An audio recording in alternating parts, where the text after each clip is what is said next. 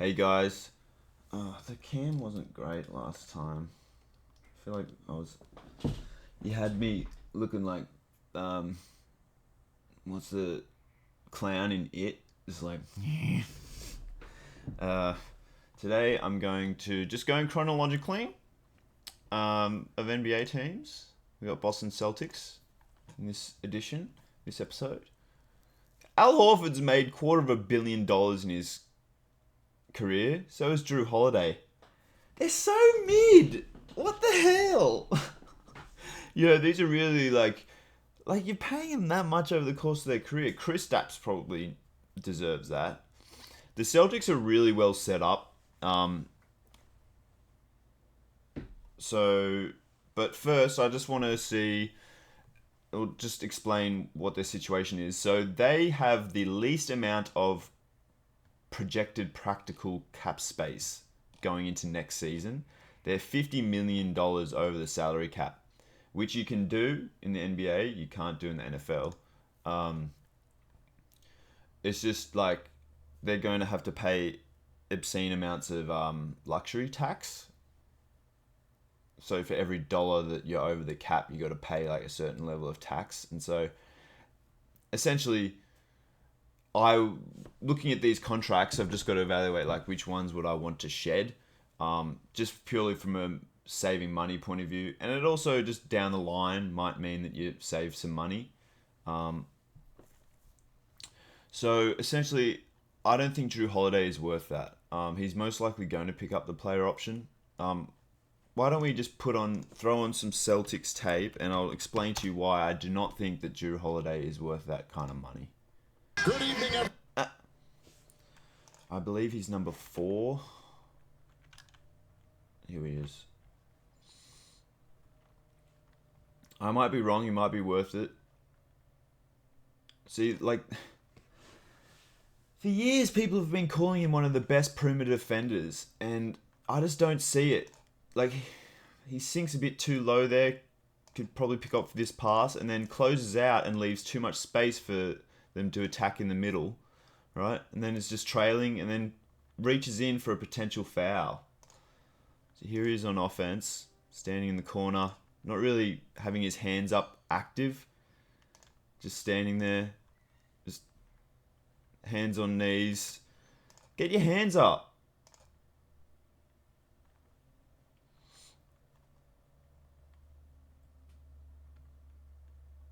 Just kind of in no man's land there. So I understand what his flaws are. What can he do well?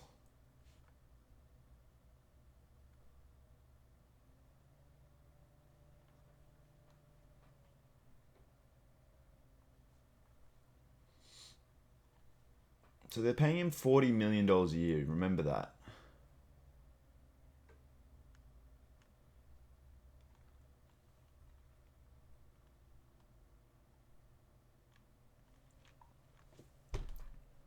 Steps in there to mess with the offense. I like that. Cutting in. So he's got some good understanding of the game. Doesn't look for a box out, just watches the ball go up. Damn, Jaylen Brown's good. That's why they're set up to go on a championship run. Particularly now they got Porzingis, I think they're going to be very difficult to stop. Alright, so Drew's off the court now. Let's look up Hauser. I'm not really familiar with him. While we're at it, I like a guy who's really willing to communicate. And Hauser seems that. Quite active, just in general. Making potential offensive rebound moves. Bit of a box out technique there. Ugh, that's a foul, isn't it? Sinking low. Damn, this guy's good, I think. So that's what Drew should have been doing, is a hands up, ready for the outlet pass.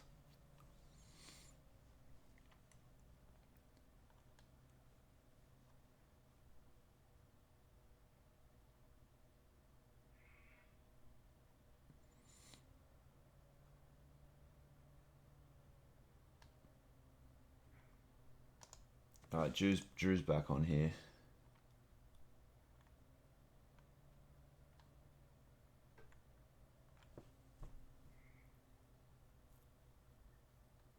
Remember, $40 million a year. And he's, how old is he? He'll be 34 next year. Allows the guy past him. How could he have avoided that?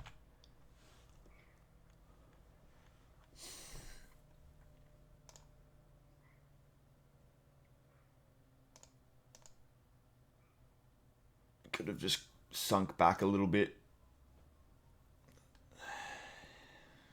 It's pretty nitpicky stuff, but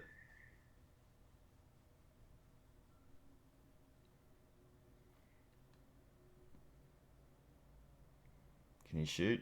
He can.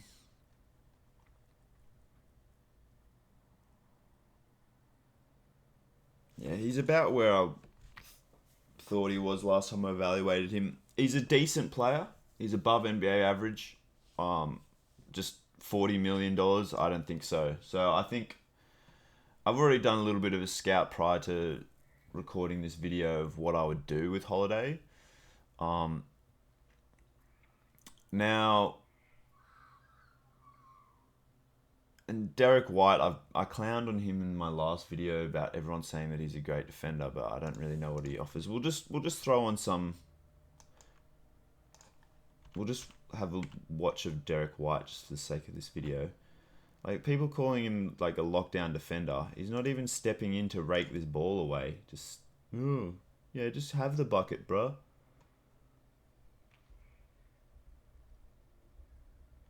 And what this does, standing here like that, sure, it lets the play develop, but it also means that the defense can reset.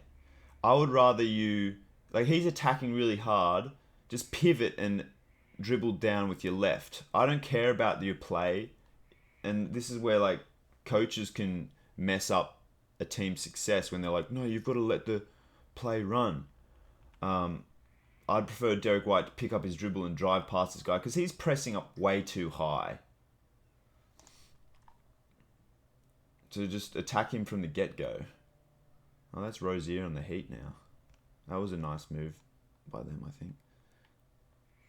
Yeah, see, Derek White ain't got it, dude. Like, what are you doing? Next person who says Derek White's an outstanding defender can get stuffed.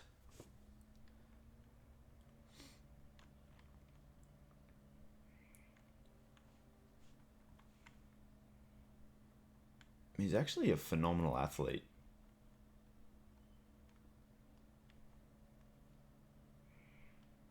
I want him to cut in hard through here rather than just stand there to provide spacing. Here he is. Can he shoot it? Yeah. He's pretty good. This Celtics team definitely championship material. It would be quite an underperformance. Now that they have Porzingis, it'd be an underperformance for them not to reach the conference finals. No question. Alright, so but there's no other real egregious contracts here. I mean, Al Horford, there's just not much point getting rid of that contract. And he's decent, got some experience. I don't recall being a fan of Peyton Pritchard, but these guys just, or really when we're doing in this exercise, I just want to see what would I do with contracts that I perceive to be liabilities. And assuming Drew Holiday picks up his player option here, I think that would be one. Now, I've done some research prior and based on projected practical cap space. The only team I figure might want to pick up, would give up a fair bit to get Drew Holiday in this is the Indiana Pacers, because they've picked up Pascal Siakam, assuming that they... crap. Oh, no, that won't work because they're presumably going to extend Siakam, right? So if we open this up... this messes up all my plans. So Siakam isn't counting against the cap, and I'm presuming that they're going to pay him a lot. So if I want to trade Drew Holiday I need a team that, and I don't really want to take on much salary, but I can get away with taking up around 40, I think. Um, so I've got to look at who would actually be willing to take on Drew Holiday. And remember, so it could be a salary dump situation because no, I don't know if any of these teams would actually want Holiday because he would like probably improve your record.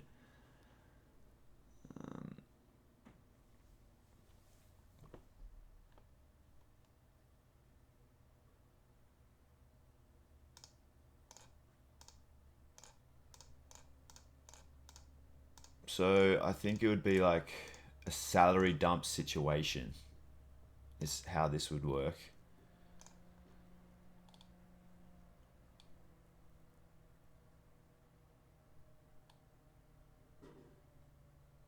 So what the hell?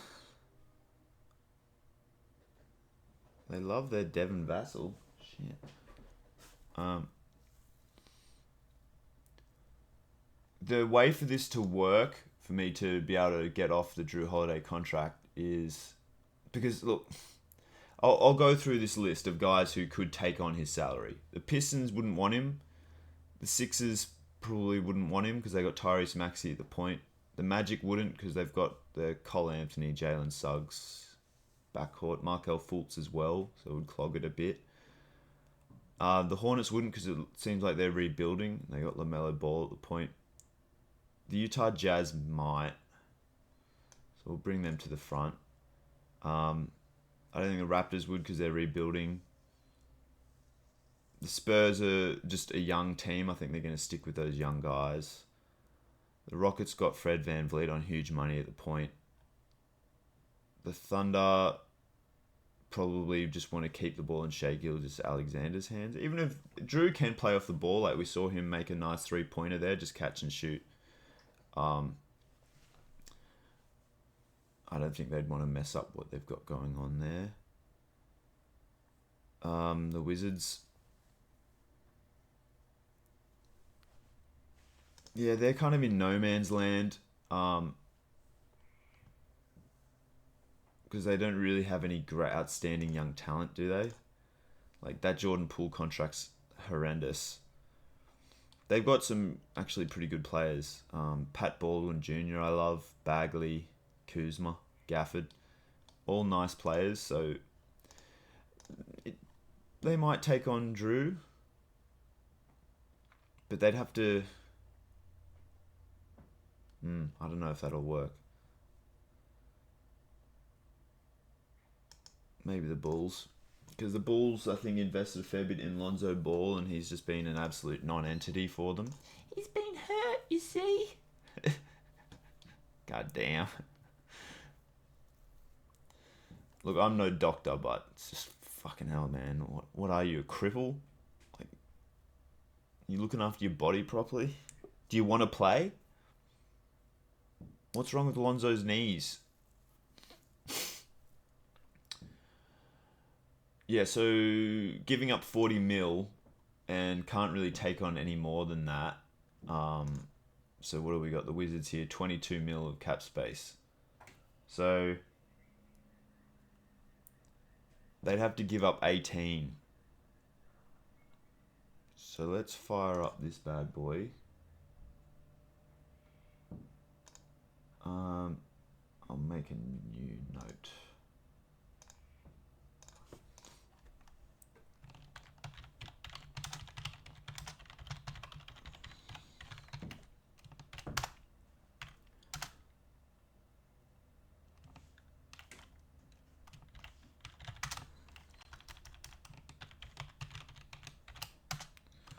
Holiday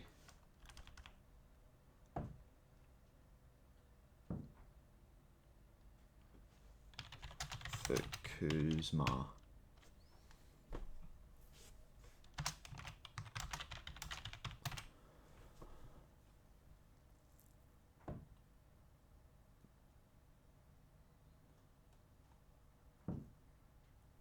Would they do that though? Am I getting ahead of myself? Um, Would the Washington Wizards trade Kyle Kuzma for Drew Holiday? Probably not. No. So forget them. The Bulls have 17, so they'd have to get rid of 23 mil to remain under the cap. And there's no player here that I really value.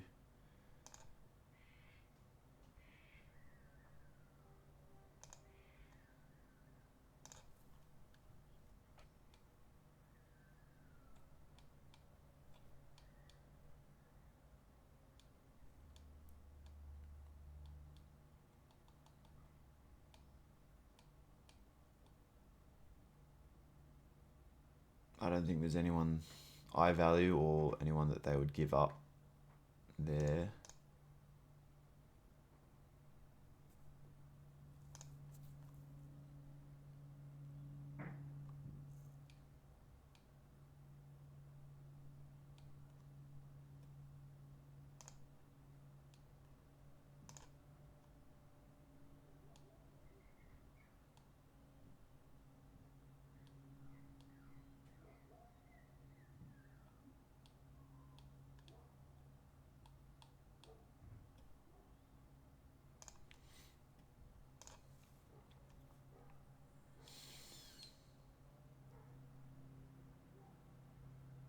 No, I don't know who gives a... Alright, I've made up my mind. I think the San Antonio Spurs would take on Drew Holiday. They'd have to give up a negligible amount, so fuck it. Just assume that can happen. I think the Spurs would take on Drew Holiday and just give back like cash or whatever. Do you have to give up something back? But I'd be willing to trade Drew Holiday to the Spurs for basically nothing in return, because that saves you $40 million, and it means that the Celtics are only $10 million or $15 million over the cap, which means it's less painful to bring on new guys for cheap contracts and things like that. So I think that's what I would do. And the rest of the roster is looking pretty good. I'd keep Sam Hauser. I really like Jordan Walsh. Now I just see whether these three guys on the two-way contract. Oh, Neemias Keita's a monster. I'd keep him on a... I'd put him probably in the starting lineup, wouldn't I? Yeah. What's JD Davison like?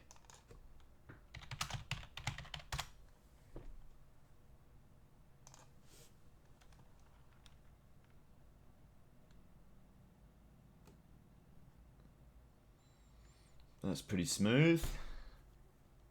Nice little hezzy to freeze the defender.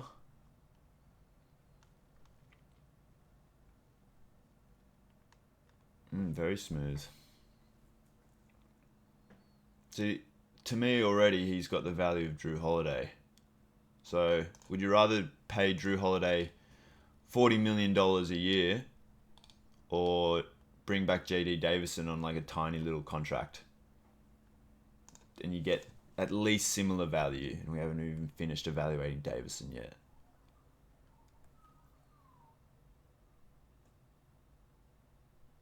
Wow, he's really good. And that's Keita doing work.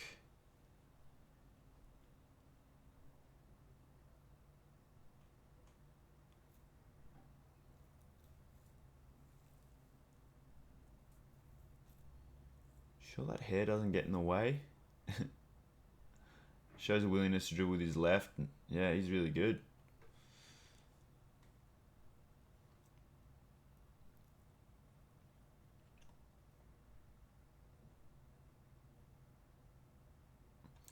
See, the way I see it is like, I just feel like if you cut Drew Holiday and put Davison in his place, I just don't think you'd see much of a drop off from the team. Right, Drew Peterson.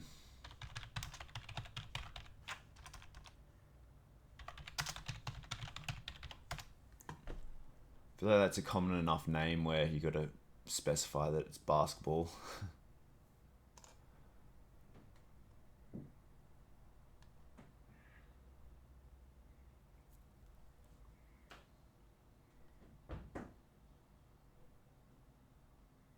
Okay, nice athlete. It's 2024 and we got to work with this bloody standard of video quality. That's a nice pass. The Celtics know how to find underrated players for sure. Wow, that's really good off-ball movement. Confidence in his shot. And he shows a willingness to handle. Makes some risky passes though.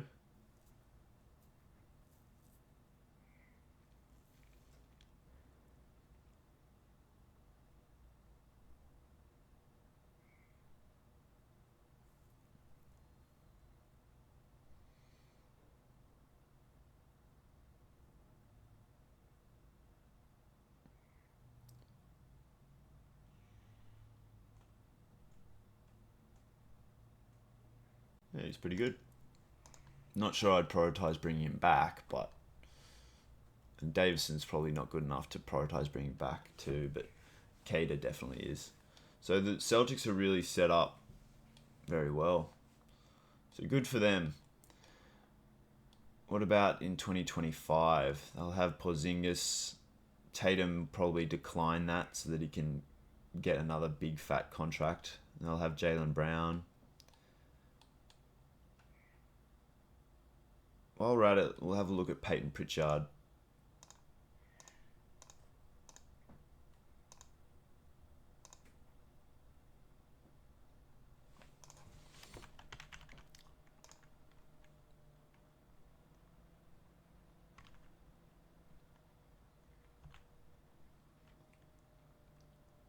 Showing awareness, good box out.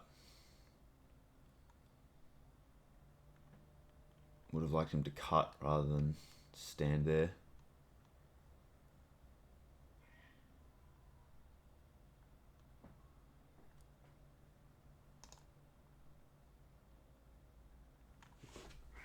It's basically just like, how much effort do you put in? And then what's your understanding of spacing and stuff? Like he's walking around. Like, what are you doing? You're just looking. He's got two defenders behind him where a quick out pass would expose his defense.